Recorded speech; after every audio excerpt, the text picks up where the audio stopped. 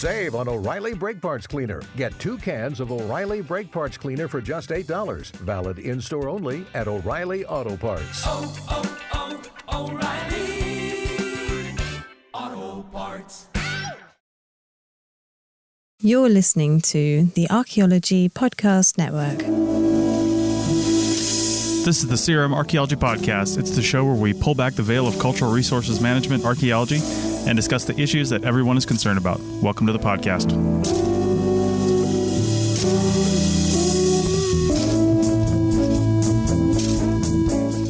Hello and welcome to the CRM Archaeology Podcast, episode 283 for February 20th, 2024. I'm your host, Chris Webster. On today's show, we talk about passion in archaeology and whether or not that's actually required to do the job. So get ready to get passionate about this topic because the CRM Archaeology Podcast starts right now.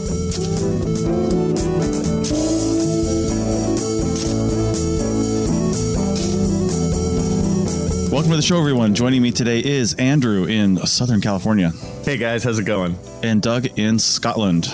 Yeah, representing the non-Californian people. That's right.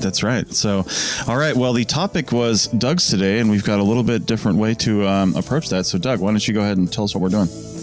Yeah, so the title of this episode is, Does Archaeology Have a Passion Problem?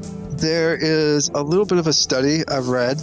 It's actually related to architecture, but sounds just like archaeology to me, result. And we're going to do something a little bit different with this episode. And we're basically going to run a mini sort of one of their surveys they did in the study. For that, I'm going to ask both Chris and Andrew individually, so the other one will be muted or at least not talking, some questions, and then we're going to bring it back together and see how you guys' answers compare and how that compared to the study on passion. So with that, I believe Andrew has volunteered to mute and leave the room, as it were, metaphorically, and we'll get started with Chris. Yes, I'm leaving and I will be muting my headphones. I won't hear any of this. All right. We'll let you know when you can come back, Andrew. All right. Okay. I'm assuming Andrew's gone to a better place. All right. Chris, I'll throw the question to you. Okay. Do you think you need passion to be an archaeologist? I think probably yes, only because of the nature of this job and the substandard pay sometimes, and the hell you've got to go through just to find jobs and keep jobs and things like that. Like, why would you go through all that if you didn't have some sort of passion for archaeology, some sort of passion for history or even the research or some aspect of the science? You know what I mean? There's other jobs where you can just go 9 to 5 and not worry about it at all and just get your paycheck every day and get paid way more than what you're doing in archaeology. But the stuff you've got to go through to do all that, you have to have some kind of passion. And do you think you can spot passion or passionate people in archaeology? I think so. There's definitely the people that you meet that seem like they're kind of phoning it in. You know what I mean? Like they don't want to do anything extra. Every time you ask for a volunteer to do something or to learn something new, they never step up. Not that you have to, and I wouldn't even say that's a requirement, but you can tell that the people that are, I guess, more passionate than others by the stuff that they do. You know, they're constantly reading books about archaeology and learning new things outside of work and, watching YouTube videos and stuff like that and just learning new skills. I would say inherently those people have more passion, just like any business, though. People that continue to study on their topic, whatever it happens to be outside of work, are going to be inherently more passionate, I think. And Chris, you hire people, or you have hired people in archaeology and stuff. Do you look for passion when you're hiring people, and what does that look like? Like, how do they demonstrate that to you?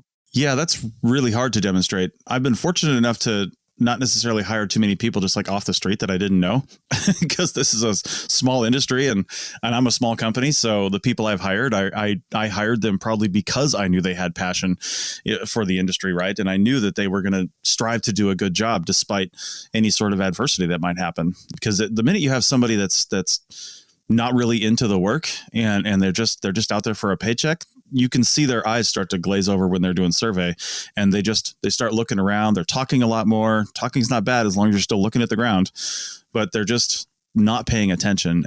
And those aren't the kind of people that I can have working for me and really working for anybody, just because the whole point of working here is looking at the ground. So I don't know if I can really answer that question, because I've never really had to hire outside of my sphere of people that I know. And I only hire people that I know will do a good job. Fair enough. And with that, let's call Andrew in. If we had like some little bottles here, we can clink them together and be like, Andrew, come out and play. Nice. I haven't seen him unmute yet. He probably just. Let's see if he comes back. Probably just Hopefully left. He had to just gone like. Let's get a drink. Yeah. Yeah.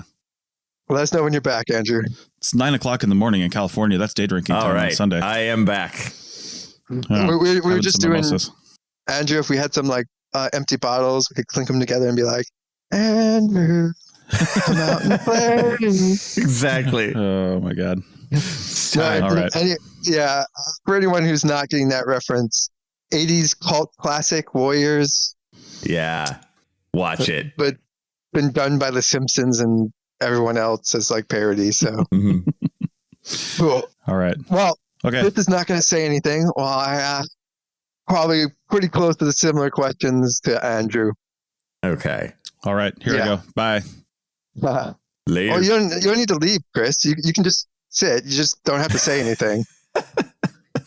Oh, well, okay. Well, he's muted himself. He's gone. He's gone. Oh, yeah, fair enough. All right, Andrew, we'll start with the first question, which is, do you think you need to have passion to do archaeology?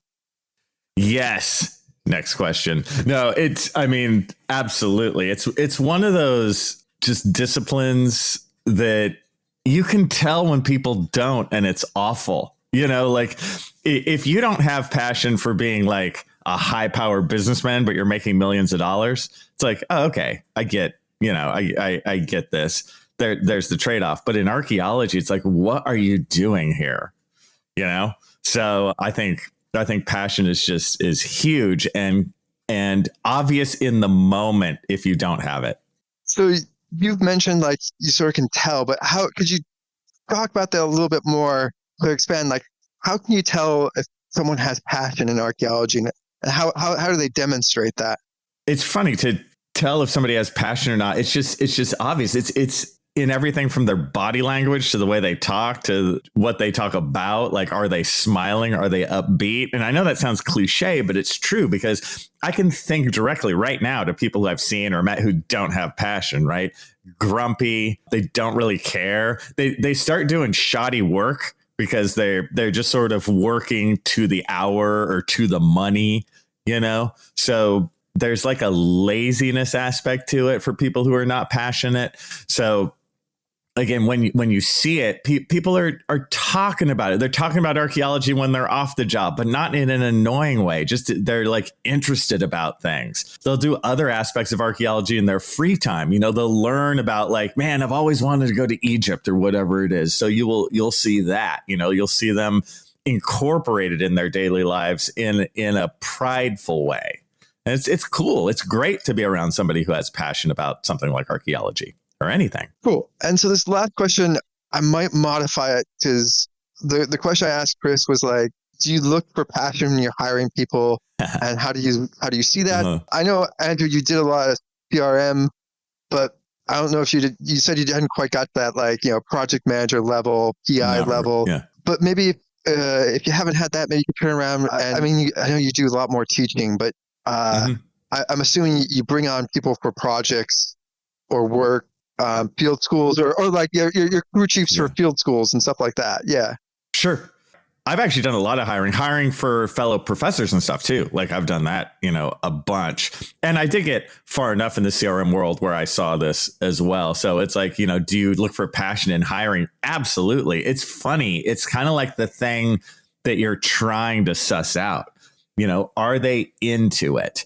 One of my colleagues, when we were working on a hiring committee, and this wasn't for archaeology, this was for something completely different. He kind of leaned over to me as we were watching the various candidates, and he was like, I'm just trying to figure out, it's like, will they bro out on this? And I know what he meant, like, will you just hang out and talk about archaeology for fun? Are you invested? Like when we're trying to hire, you're looking and you're like, hey, are they going to try and be a dean though as soon as we hire them to be a college professor? You know, you're absolutely looking for the passion. It's off the top of my head, I'm almost going to say it's like the number one thing you're hiring for. And how do they sort of demonstrate that in like a CV, resume, or even in a interview? So CV resume, it's very hard. See, because you have to suss it out during the interview, because anyone can have a well-written CV, well-written resume, you know, but during the interview, they're talking about their own projects and stuff that they're going to be natural leaders in it. If they're passionate, you know, they're passionate. So they want to do stuff. So they're going to have things that they did themselves. They're going to have projects they did. They're going to have articles they wrote on their own cool thing. They're going to have like pet projects. And because they're so passionate, they're going to want to give their passion to other people. So they're running their own situation where they're teaching people and they're proud of teaching them because they're just super happy that they're bringing people into this field that they think is just super awesome. Cool. And that's pretty much it for the questions. So Cool. I think this is actually a nice time to do a break. Yeah. And we'll just take it, and then I'll bring you back and we'll discuss what Chris said about it. And I'm actually really glad this experiment definitely worked. Mm-hmm. You guys said different things, which is excellent. Great. It was super fun too. I think it was a great idea. Yeah. And we'll bring you guys back to the next segment and discuss this. Is your vehicle stopping like it should? Does it squeal or grind when you brake? Don't miss out on summer brake deals at O'Reilly Auto Parts. O'Reilly Auto Parts. Save on O'Reilly Brake Parts Cleaner. Get 2 cans of O'Reilly Brake Parts Cleaner for just $8. Valid in-store only at O'Reilly Auto Parts. O'Reilly Auto Parts. Welcome back to the CRM Archaeology Podcast, and the experiment is over. I was muted for the last part of segment 1, and Andrew was muted for the first part. So, Doug, what were the results? Which one of us is the bigger tool? Well, okay, so we weren't measuring that. That is almost as hard to measure as what we're doing here. But so like, I think I'm a passionate tool. Is that what I get? Nice. Yeah. well, see, the thing is you might be a tool because you're passionate. That's true. Yeah, so Right. it's hard to separate those two. Mm-hmm. Mm-hmm. Yeah. So I'll tell you guys did basically what all the architects did, which is, all right. So I'm sorry, the questions were I could see we're a bit leading, but yeah, passion is a psychological state and it cannot be objectively measured. Right. You can't measure it. But both of you guys both said you need to have passion, and you both believe that it could be measurable and that you could suss it out on people. Yeah. And this is the fun part of where the study did a much wider range. You guys, there was a few things you named in common, but there was actually, you guys had like your ideas of like how you demonstrate passion or how someone could were actually fairly different. So like Chris was talking about like, oh yeah, you know, if you guys probably listened to each other, you probably would have sort of thought, oh yeah, definitely to each other's what you were saying. But Yeah. it's the part where the first thing that came to your mind weren't quite the same thing. So Chris was like, yeah, you know, do they volunteer for extra work, or do they volunteer for stuff? Or you both have described, what you both described that were the same was you could see it in their eyes, or like you guys both described like how you could just tell, like you could feel it. But you talked about different things. So Chris was like, yeah, you know, are they volunteering for extra work? Are they coming in early? Are they leaving late? Like that. And Andrew talked about like at sort of a university, slightly different thing. Are these people going to bro it out? Are they going to like do a lot of extra time? And Kristen had sort of talked about this as well, as like, you know, doing bits of extra research and outside archaeology stuff, you know, stuff that's part of your work. So you guys sort of both touched on that, but basically if like you were giving advice to like, I don't know, a new archaeologist or a new student, they may have picked up some stuff and they may have been super confused on like, wait, do I need to do this? Or like, how do I do that? Right. And that's the basics of the whole study is like, passion is definitely not measurable. It's not objective. Yet, well, okay, so our sample is quite small. It's just 2 of you guys. But, 100% of you said you need to have passion to do archaeology. Mm-hmm. And you both thought you could measure it. And you both named different things that could be measured, how you would measure it, how you could prove it. Yeah. Seems legit. I think so. But I think this is why I think archaeology has a passion problem. So I've seen this, and this was sort of peaked by a couple of months ago. I think the social media was on Twitter, where someone was basically talking about how they're having a hard time breaking into archaeology. And the advice that came back was like, oh, you just have to be passionate. And of course, the person snapped back, was like, I am passionate. But it really triggered on something, and I started investigating that. It's like, they were talking about completely 2 different things about what they thought passion was. Yeah. And what it would be to get archaeology. I think there's a huge problem we have in that, I think, again, I gave you guys leading questions, but if you were to give advice, and, we're giving advice, and I'm pretty sure we've done it on the podcast before, as we'd say, oh, you need to have passion for archaeology, which is a horrible thing to say, because basically it's completely subjective and doesn't actually help anyone. And probably, I think, lead to quite a few problems in that what you guys sort of described as passion would probably be considered exploitive working practices. Yeah. I know this is where I'm throwing the grenade. I'm just going to pull this pin and drop it in and let you guys have at it. Yeah. But both of you guys basically described that people, probably one of the closest terms you guys said was if someone just comes in and works the time. Or it's just there for a paycheck, I think is something you guys probably both said in a certain way. Which is there's a lot of studies out there about how passion and, you should, it's a job, you should just work to the time you're paid. Otherwise you're being exploited. So I'm going to toss that grenade in there and let you guys have at it. And sorry, you'll probably feel attacked at the moment. Now that I've just said that you guys are part of the problem of destroying the profession. No, see, but I'm of the older generation, so I never feel attacked. Okay, so don't worry about it. I'm good. I would just say a few things, and obviously, Chris, you can go first. I feel like, Doug, this is the movie Moneyball, where Chris and I are hey, you just feel it. It's all about feel. And you're no, losers. Here's the Excel spreadsheet. Just hire some dolt who doesn't give a damn about archaeology, and you'll make more money. But I do think you can see passion. I think in that instance where you said online where somebody was oh, you just have to be passionate. They're in that instance, though, they're using passion in order to kind of screw someone over. You can talk about stuff that isn't really working out, and it's not a fair answer to be oh, you're just not passionate enough. No. I can be finely passionate my own time, but I happen to be not making enough money right now. So that's what I would say to that. I don't know, Chris, what do you think? Well, I mean, first off, I completely disagree that you shouldn't have passion for your job and you should just be there for a paycheck. That is the base reason why you're for sure there. I mean, we take it as a fact of life that you need to do some kind of job to live and pay your bills and be a person in this world, right? And unless you're independently wealthy and came into money, then you pretty much have to work. And if you're going to have to work, why not have it be something that you actually enjoy doing, right? So, I mean, I've moved around, done a few different things, not just archaeology, and I wouldn't be doing something if I didn't enjoy it. Now, do you enjoy every facet of it? Probably not. There's obviously things that you're just not going to like, but overall, do you like doing it? It's the common question. Would you still be doing something in this space? Not necessarily field teching and digging shovel tests, but would you still be doing something in this space if you won the lottery?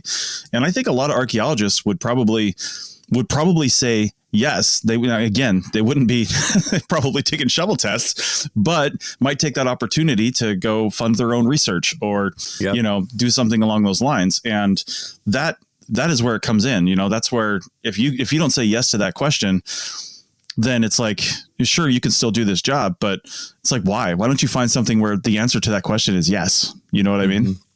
Absolutely. And also in terms of that overtime working or whatever, that can be many, many things. That doesn't mean in your free time you're doing something for the company or for the university. It means maybe you have a passion project, like, on Tuesday afternoons, you go do this thing that's also archaeology, but has nothing to do with your daytime archaeology job. So it doesn't have to be where you're being exploited labor or something like that. Yeah. Yeah. And I wasn't even necessarily talking about people, Doug, I think you may have inferred this from what I said, but I never said come in early and stay late, especially for no pay. I was really referring to people who get off work at night, they take their shower, they sit down, and instead of watching, Seinfeld all night and just, mindlessly doing nothing, which does have its purpose. Trust me, I do the same thing. Yeah.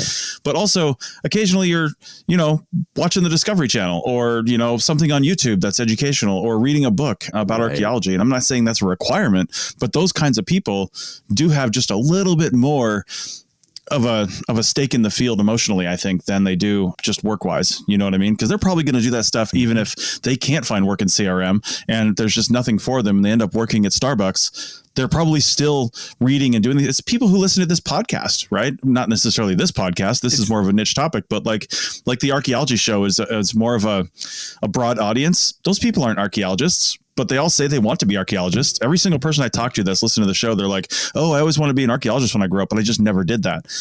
That's passion. You know what I mean? Or ignorance, one of the two. But either way, it's passion. I agree. So at this point, Doug, you should feel attacked because Chris and I are ganging up on you. Yeah, that's right. We're coming. I knew how this was going to go. It was a bit of a trap. Yeah. Like, those questions were a bit leading, and it sort of set you guys up to say that passion was something that was important. I could see somebody on the other side, like just for the sake of argument, being like, no, actually, the number one thing is like solid skill set, or something like that. I could see like if you're really well skilled, if you're not as passionate, you could still, you could make that argument, but so it's not totally leading. Well, no, I believe that. So I would argue the complete other side of that. Do you? Yeah. So I absolutely. Okay. So we're going to slightly go back to off the record stuff. I'm not going to mention the details because it's going to cause a hurrah. But before this episode started, we were talking about a certain set of archaeologists who we dislike. And I would be willing to say every single one of those archaeologists have incredible amounts of passion, however you define that. And that causes them to go on social media and rage against the machine and against the flowers and against planets and against Carl and against Sarah and against whoever. And so, like, we're talking about, like, if we weren't involved in archaeology, we might actually like completely cut off all archaeologists, because a large percentage of archaeologists are not pleasant people to be around. Not when it's not they're going their way. Exactly.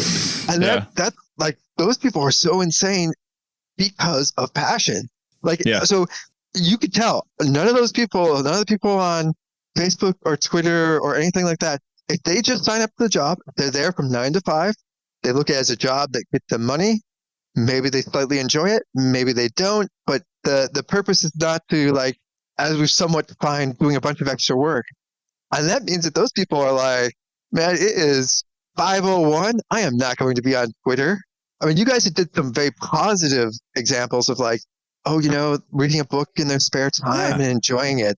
And those are very positive, but also, like, lots of passionate people do, let's say, less positive activities with their passion, however you want to define that. You know what? I think probably passion and bitterness are close bedfellows. People who've been passionate about something and then not rewarded tend to kind of lash out. So it's later down the line. I think so. Hey, with that, let's take a break and we'll wrap this up on the other side. Back in a minute. Is your vehicle stopping like it should? Does it squeal or grind when you brake? Don't miss out on summer brake deals at O'Reilly Auto Parts. O'Reilly Auto Parts. Save on O'Reilly Brake Parts Cleaner. Get 2 cans of O'Reilly Brake Parts Cleaner for just $8. Valid in-store only at O'Reilly Auto Parts. O'Reilly Auto Parts. Is your vehicle stopping like it should? Does it squeal or grind when you brake? Don't miss out on summer brake deals at O'Reilly Auto Parts. O'Reilly Auto Parts. Welcome back to the CRM Archaeology Podcast, episode 283. And we're passionately talking about the field of archaeology and whether or not passion is required. No passion for me. No passion for me. That's right. I'm barely talking about it. Well, I got to say, Doug, you were mentioning at the end of the last segment about, these keyboard warriors and people are complaining on social media must have passion in order to, otherwise, why would they do that? Right. Why don't they just quit and go find something else to do?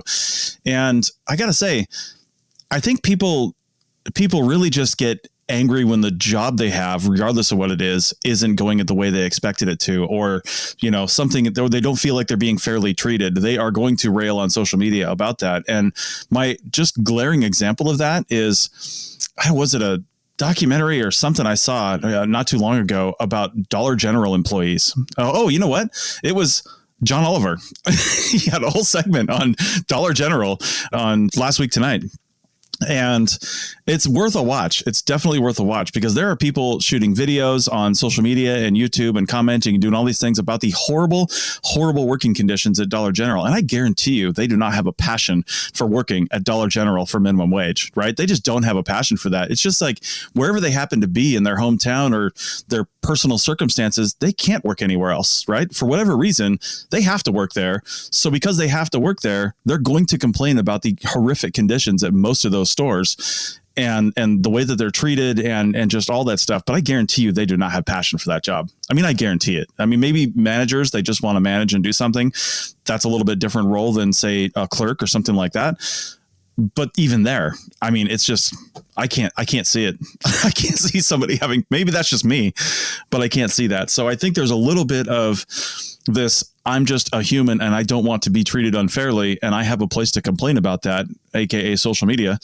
And therefore I'm going to do that. I don't think that necessarily means that those are passionate people for the job. It might just mean they're complainers too, right? That's also a thing too. People just complain. There are some people that would just complain about everything.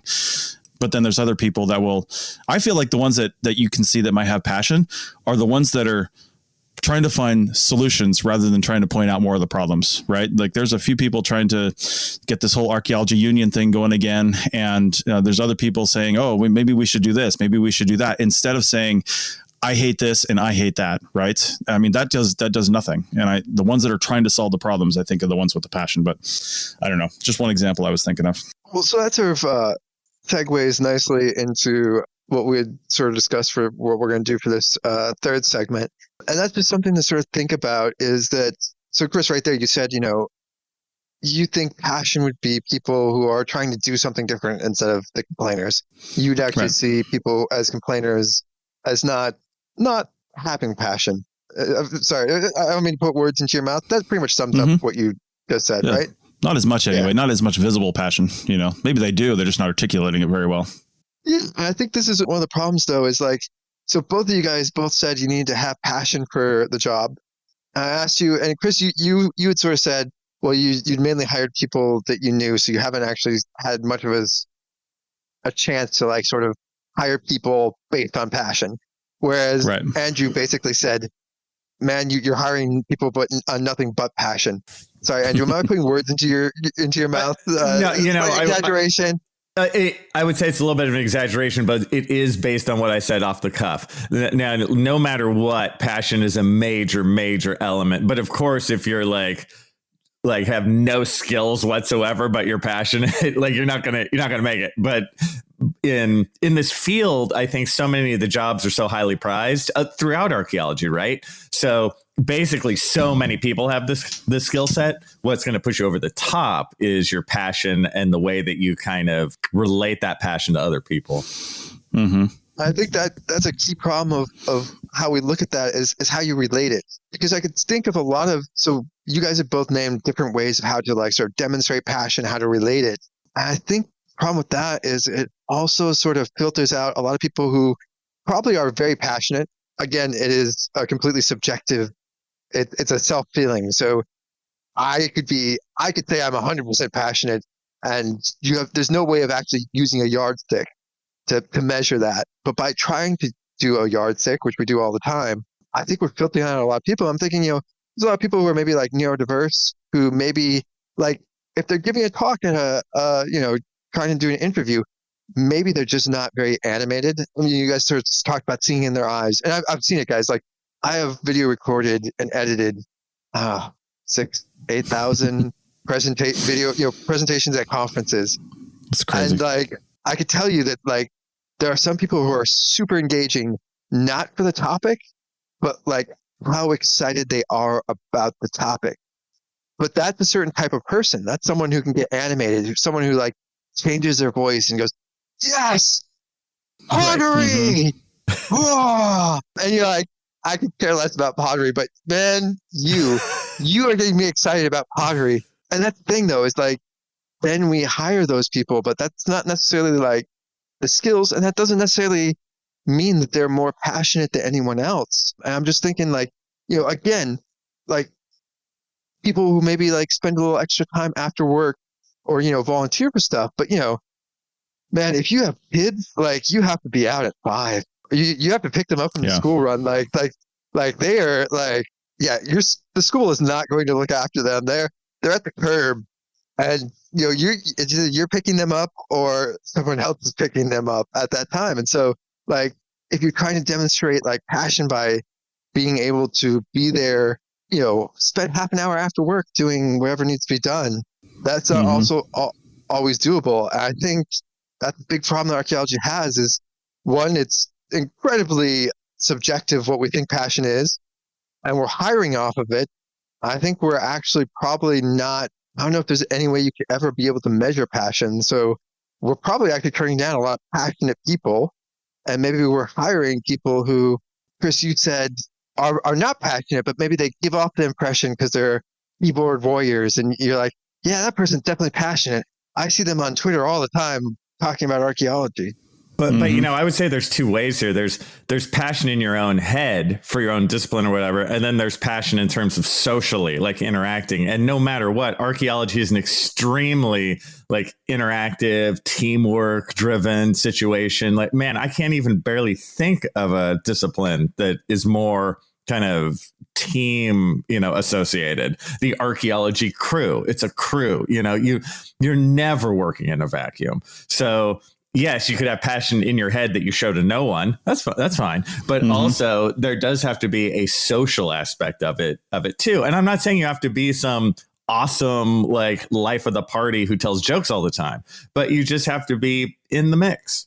Yeah. But then we're basically filtering for people who are in the mix, and maybe like, no, wait, let me just break in for a second and say, Just that yes, we're filtering for people who can deal socially because it is a social job.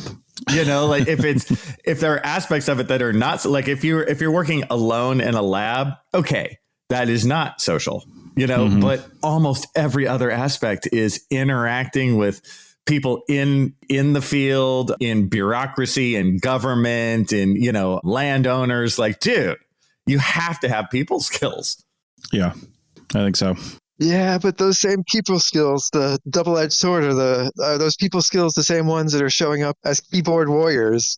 Like think about it like as if you're doing most simple genetics, where like, yeah, you started basically breeding for a certain trait, and all of a sudden you end up with a pug and horrible side effects, or even like a German Shepherd where you've bred for one thing and now they have horrible hips or things like that.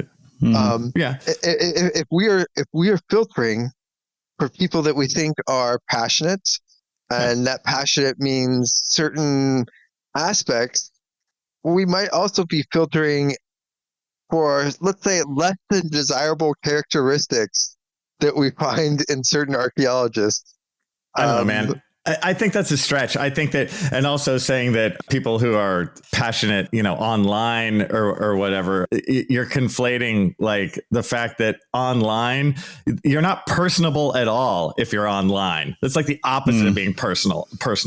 You're by yourself on a computer using it as a shield to attack others. So you're not personable at all, right? Well, it's almost worse than that. Different. Yeah. In person and online. Doug, you're not even in some of the groups on Facebook as much as some of the others are. And I'm an admin on one of the biggest ones, of course, Archaeofield Techs. And I'll tell you what, anytime somebody is really passionate about something or really concerned that they could have retribution, they post anonymously. Right. And there's been huge conversations about posting anonymously in a private group.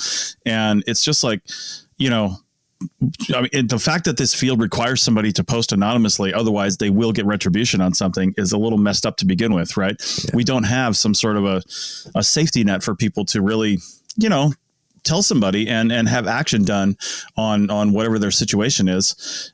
And have no fear of retribution, right? That's a really difficult thing to find. There might be some organizations that allow that, but it's really difficult in CRM. And then not only that, but there are situations not confirmed, but suspected, where somebody's been so paranoid about retribution that they created a fake account, joined the group, and then started railing against people, right? So it's just...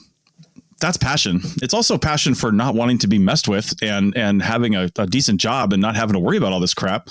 But it's also, it's also passion. So I don't know, for good or for worse. But that's what I'm saying is actually like passion. It is and it isn't passion. So essentially passion can be whatever you want it to be. Like there's not any objective. You can't measure passion. You can't actually really define passion. Okay, so yes, you can't, but we all know what it is. Mm-hmm. Oh yeah. It comes back to the Supreme Court. That. Yeah, like I'll know it when I see it. Right. Yeah, but if it's something that is a horrible thing to do, if it's something that's so important to archaeology, like if everyone's hiring off of passion, but it's something you'll know it when you see it, that is going to be demoralizing to a lot of people who are just told they need to have passion, but you know what I would say? They do. At the end of the day, though, like the hirings I've done where passion is a huge part of it, which is like all of them, they all turned out great. So like whatever my like mojo mumbo jumbo is about passion, it's working. Well, except you don't know that. Like, cause you haven't done. I have 100% like success. You had a choice. You would have to be able to do a random sample. So you'd have to say like, these are my choices, flip a coin. And then you'd have to say like, all right, so here's the one that coin chose and here's the one I chose with a large enough sample. And then be able to say, actually, I, Andrew, am the people whisperer of passion. And, that part's true. Yeah. But like, honestly, I've been in talks with other archaeologists who've told undergraduates, they're like, I can just look at you and tell if you'd be a good archaeologist or not. And they're like, I'm always right. I'm like, well, you haven't actually done a scientific test and you're just reinforcing. Like, you don't know the person you didn't hire would have been, I don't know, won the Nobel in something, even though we're all in archaeology. In archaeology. Yeah, there's no Nobel in archaeology, but you never know. Like, they could have been that. And you don't know because you didn't hire them. Mm-hmm. I know. I destroyed their life. I blame myself. Yeah. So I see that a lot, though. But like a lot of archaeologists are super confident in their hiring skills, and like, oh well, oh man, I remember I went to a talk, or I went to an interview. I got to, there's a different panel. Got to meet the owner, and the owner was basically just like, oh yeah, we may choose you, we may not, but whatever choice we do, we're making the right choice. I was like, fuck you, dude. Well, I don't know. Like, what are they going to say? Well, it was a level of cockiness, and lots of people have that. They're like, yeah, we've made the right choice. Obviously, it worked out because we made the choice. But actually, you have no way of testing that, and no one does any test that would do that. Yeah, but I don't know. I've done a ton of hiring, and it's not, I don't think anyone on the hiring committees feels like they're just great hirers. It's done through hard work and time. Like it takes a lot of time to hire someone. You know, you do really read those CVs closely. You do really read the letters of recommendation closely because this is serious. You're going to be trapped with this person for years. So you want to, you know, make it good. So I never feel confident. I just feel like, man, I put the work in. I did the best I could. Yeah. But also you're selecting for someone that, again, it's selection bias on you're selecting for someone who you think you'll get along with for years, which is maybe not necessarily, which honestly, like, yeah, working with crap people, I get that. But that might not be the best selector of people is like, is this going to be my bro for the next 20 years? It's maybe not always the best. It is a portion of it, though. Like, again, it's very complex and there's all kinds of variables on that, you know, but it is one, and it's not self-centered. It's like, does this person, it's much more, you think of it, can they jibe in this setting, you know, with these people? It's not just me. It's the other professors or my other coworkers. It's the people who work in the lab. It's like this whole kind of mini community. Can they like work in this small village with us, you know, and that's really what you're looking for. And in terms of if there's students or that kind of thing, can they, you know, also inspire and work with them? That's huge. Okay. We got to end this show, end this segment. Yeah. Any final thoughts, Doug, on your little experiment here? Yeah. I mean, it basically panned out how the other research did. I still don't think I've convinced you guys that hiring for passion is a bad thing, but I don't know, maybe some of the listeners will have maybe I've sparked some interest in listeners, or we're just going to get a bunch of angry emails about like, you know, it was all for the CRM podcast and for that passion episode. And now I've lost my passion for the CRM podcast. You know, Doug, you did not turn my opinion, but I thought this was super fun and a great idea for an episode. For sure. All right. Well, with that, while Doug stews on his passion for disagreeing with Andrew and I, we will end this show and come back next time. If you've got thoughts on this, definitely let us know. I mean, no, it's understandable. You guys just aren't as passionate as I am about this topic. Right. I should go find. Exactly. I should have gone and found someone else who's more passionate. They would have gone better, and you guys would have agreed with me. It's your lack of passion. It is. And that's how I define passion, guys. But agree with me. Totally true. You have a passion if you agree with me. All right. That's right. That's right. I'll have to find some people who just don't phone it in, who aren't here just to collect the paycheck from the CRM podcast. Those little, you know, that dead look in your guys' eye. I can hear it in your voice. You just don't. You're not here for this passion, guys. No. You know what? I'm gonna do this again. We're gonna do this again with Bill and Heather. I'm sure they'll have the right amount of passion. Exactly. Not like these deadbeats. Yeah. Indeed. Yeah, I just hear it in your voice, Andrew. I know the tone. That's soulless. Yeah, it's soulless. With that, send us your comments. Tell us about all your passion or lack thereof, and we will see you guys next time.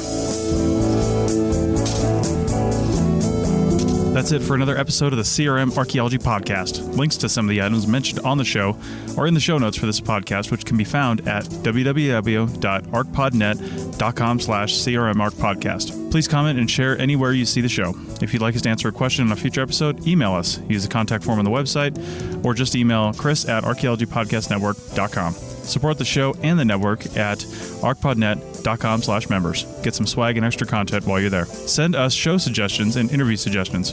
We want this to be a resource for field technicians everywhere, and we want to know what you want to know about. Thanks to everyone for joining me this week. Thanks also to the listeners for tuning in, and we'll see you in the field. Goodbye. Goodbye with passion. Oh, God. I'll see you guys next time. I didn't even say the outro yet. Oh, I know, say but I'm the so outro passionate. yet. Yeah. I'm This is getting the there real me. before. I'm getting there before you do it. See, I'm showing my initiative. That I'm passionate. That I'm gonna be there before you need me to be there. Okay. So I'm waiting. You know, I'm that person who's there early, Chris. Well, goodbye.